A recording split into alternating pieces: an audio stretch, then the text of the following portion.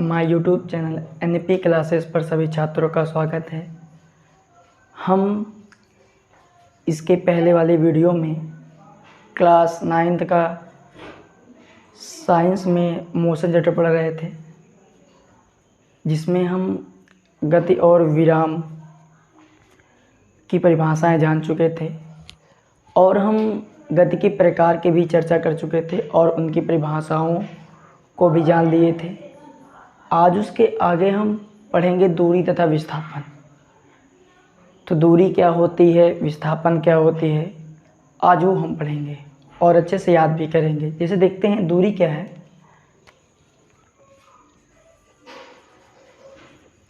दूरी, जब हम दूरी की बात करते थे एक शब्द आता है कि जब कोई वस्तु, पिंड या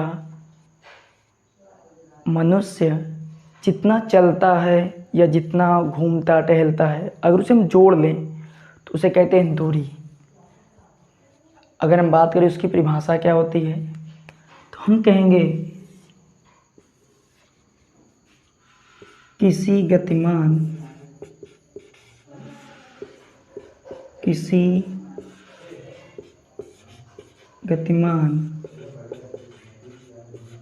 वस्तु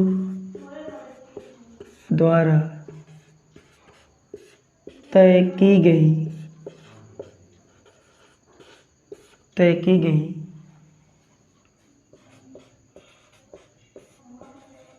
पथ की लंबाई को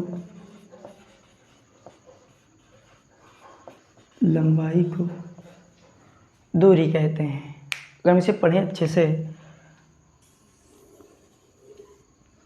और इसे तो परिभाषा बनती है आसान से, किसी गतिमान वस्तु द्वारा तय की गई पथ की लंबाई को दूरी कहते हैं।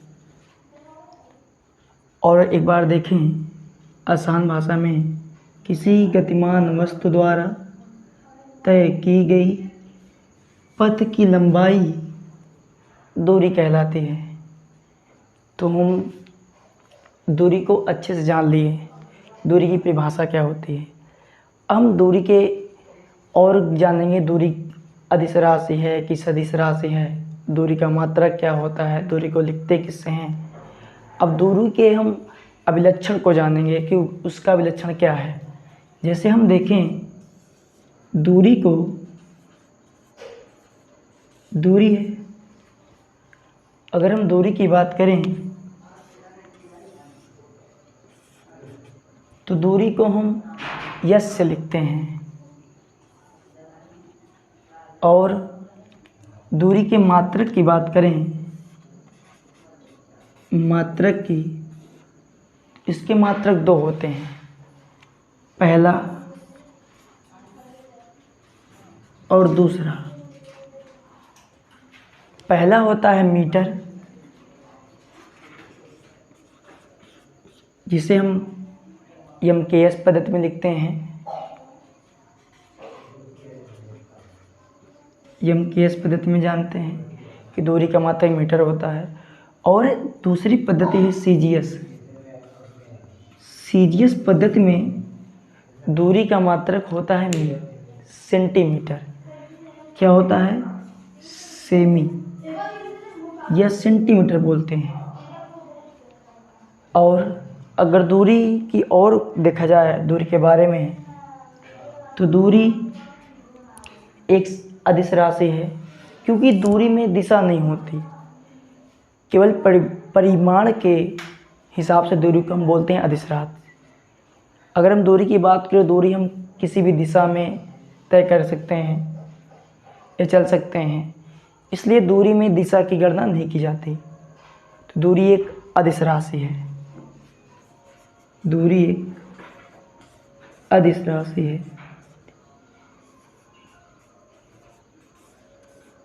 है। और अगर इसके और आगे हम पढ़ें तो दूरी शून्य नहीं होती, न दूरी ऋणात्मक होती है, क्योंकि हम कुछ न कुछ दूरी तय करते हैं। इसलिए दूरी को हम ना तो शून्य मानते और ना ही ऋणात्मक, इसलिए हम दूरी को बोलते हैं दूरी धनात्मक होती है। दूरी धनात्मक होती है। अगर हम दूरी की बात करें तो दूरी ना तो शून्य होगी, ना तो ऋणात्मक होगी, केवल धनात्मक होगी। दूरी के हम अभिलक्षण भी जान लिए हैं, दूरी की परिभाषाएं भी जान लिए हैं। अगर हम दूरी के विमीय सूत्र की बात करें कि इसका विमीय सूत्र क्या होगा, तो इसका विमीय सूत्र होता है L। इसका विमीय सूत्र होता है L। तो हम दूरी में उसकी परिभाषाएं जान ली हैं कि किसी गतिमान वस्तु द्वारा तय की गई पथ की लंबाई को हम दूरी कहते हैं। दूरी के विलक्षण जान लिए, दूरी को हम यस से लिखते हैं। दूरी का मात्रक MKS पद्धति में मीटर होता है और CGS पद्धति में सेमी होता है।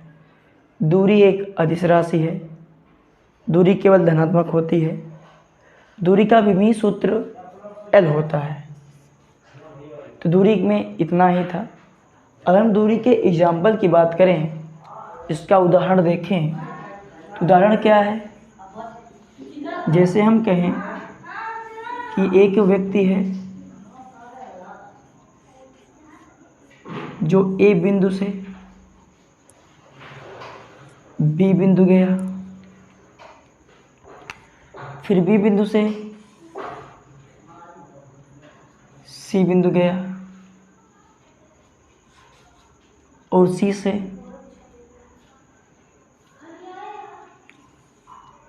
D बिंदु गया। तो दूरी की बात करें, अगर A से B बिंदु की दूरी है 5 मीटर, B से C की दूरी है 6 मीटर, C से D की दूरी है 4 मीटर, तो व्यक्ति A से D तक दूरी तय की। दूरी का यहाँ मतलब क्या है, टोटल जोड़ दो, जितना वो चले टोटल जोड़ लेते हैं तो हमें दूरी पता चल जाती है। जैसे देखें, 5 मीटर चला, फिर 6 मीटर चला, फिर 4 मीटर चला, तो अगर इसे हम जोड़ें तो यह कुल दूरी निकल जाएगी, व्यक्ति कितना दूरी चला। जैसे देखें, 6 5 11, 11 4 15, तो जो व्यक्ति है वह 15 मीटर की दूरी तय की। अर्थात हम दूरी को एक छोटी भाषा में जाने तो दूरी का मतलब होता है टोटल कोई व्यक्ति, पिंड या वस्तु जितना चला हो उसे अगर जोड़ लें तो वह होता है कुल दूरी। दूरी की परिभाषा हम जान चुके हैं। अब उसके बाद हम पढ़ेंगे विस्थापन। विस्थापन किसे कहते हैं और विस्थापन के अभिलक्षण क्या हैं, उसका विमीय सूत्र होता है क्या है, और हम थोड़ा एक दो एग्जाम्पल देख लेंगे। तो अगर हम देखें विस्थापन क्या है,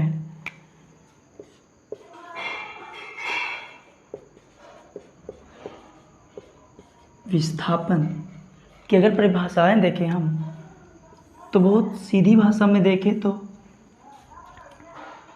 किसी गतिमान वस्तु द्वारा तय की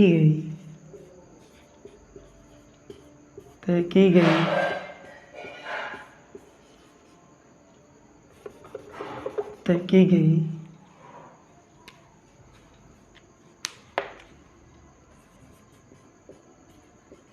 अंतिम तथा प्रारंभिक बिंदुओं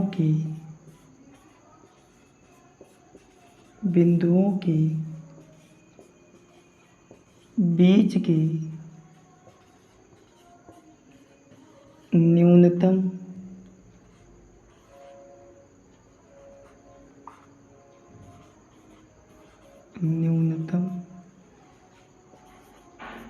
दूरी को, अगर हम विस्थापन की परिभाषा देखें तो किसी गतिमान वस्तु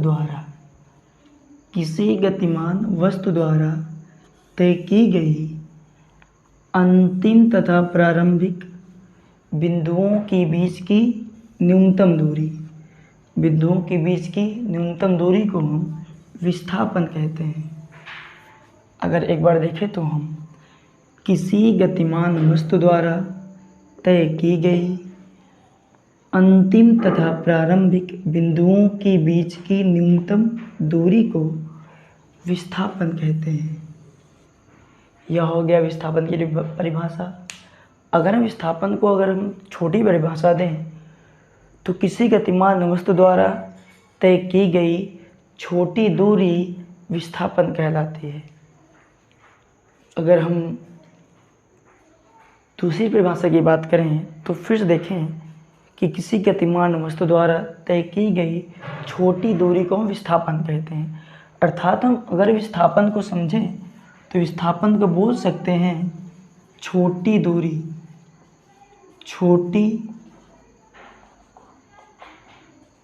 छोटी दूरी क्या कहलाती है? विस्थापन। अब इसके आगे हम पढ़ेंगे विस्थापन के अभिलक्षण, कि विस्थापन कौन सी राशि है, इसे किससे लिखते हैं, ये सब देखते हैं। अब विस्थापन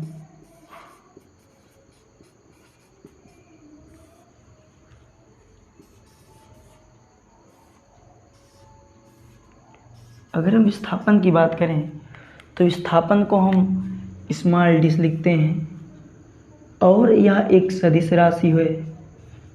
विस्थापन एक सदिश राशि है क्योंकि इसमें परिमाण के साथ साथ दिशा होती है, इसलिए हम विस्थापन को बोलते हैं कि यह एक सदिश राशि है। अगर इसके हम आगे देखें कि जो विस्थापन होता है वो शून्य, धनात्मक, ऋणात्मक तीनों होता है। जो विस्थापन होता है वो शून्य, धनात्मक, ऋणात्मक दोनों होता है। शून्य, धनात्मक, ऋणात्मक तीनों होते हैं। अगर हम चौथा देखें तो अगर इसका हम देखें यमकेश पद्धति में मात्रक जो होता है वह होता है मीटर।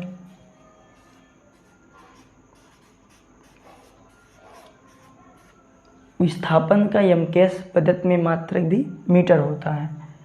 अगर हम सीजीएस पद्धति की बात करें तो सीजीएस पद्धति में विस्थापन मात्रक होता है सेंटीमीटर, ये सेमी बोलते हैं। अगर हम विस्थापन के विलक्षण को फिर से देखें तो विस्थापन को हम डिस लिखते हैं। विस्थापन एक सदिश राशि होती है। विस्थापन शून्य, धनात्मक, ऋणात्मक तीनों होता है और विस्थापन का यमकेश पद्धति मात्रक मीटर होता है और सीजीएस पद्धति मात्रक सेमी होता है। विस्थापन की परिभाषाएं हम दो जान चुके हैं जो बहुत सिंपल परिभाषाएं हैं। अगर हम एग्जाम्पल की बात करें तो अगर कह दें कि एक व्यक्ति ए से बी गया, फिर बी से सी गया और सी से फिर ए आया, तो जो व्यक्ति है उसका विस्थापन निकालना है। तो इसमें हम देखते हैं कि अगर व्यक्ति ए से बी 5 मीटर गया और बी से सी 12 मीटर गया, 12 मीटर गया, तो व्यक्ति का जो विस्थापन होगा, व्यक्ति का जो विस्थापन होगा ए से सी तक या सी से ए तक, अब हम जब ऐसे सवाल आते हैं तो उसे हम पाइथागोरस प्रमेय के अनुसार लगाते हैं। अगर हम इसे देखें तो ये 90 एंगल है, ये धार है, ये लंब है, ये कर्ण है। आधार है, लंब और ये कर्ण है। तो अगर हम विस्थापन की बात करें कि व्यक्ति का विस्थापन जो सी से ए तक आया वो कितना आया, तो हम पाइथागोरस प्रमेय लगाते हैं जो यह है कि कर्ण का स्क्वायर बराबर लंब का स्क्वायर प्लस आधार का स्क्वायर। और कर्ण का स्क्वायर लंब है 5 मीटर, तो 5 मीटर रखेंगे, स्क्वायर करेंगे। और आधार है, सॉरी, जो आधार है वो 5 मीटर है,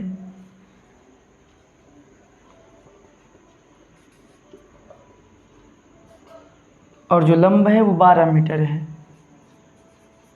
तो जब इसका हम स्क्वायर करेंगे, कर्ण का स्क्वायर लंब हो गया है 25 मीटर का स्क्वायर, मीटर स्क्वायर, फिर 12 बार हम 144 मीटर का स्क्वायर।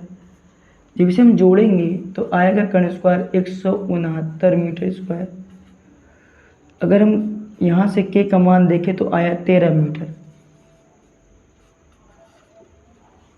और जो कर्ण है वही क्या है, सी से ए तक की दूरी।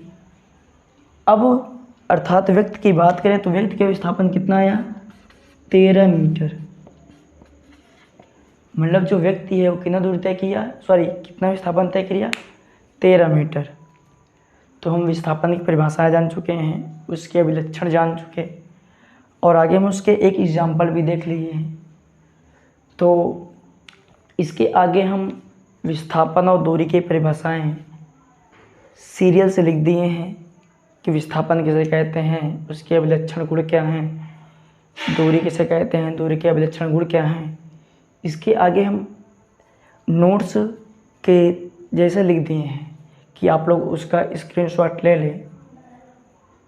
तो इसके 1-2 मिनट तक वो रहेगा वीडियो, तो आप उससे जा लिख लें बंद कर या वीडियो को रोक कर, या उसके स्क्रीनशॉट ले लें उसका। तो आज के लिए इतना ही, धन्यवाद।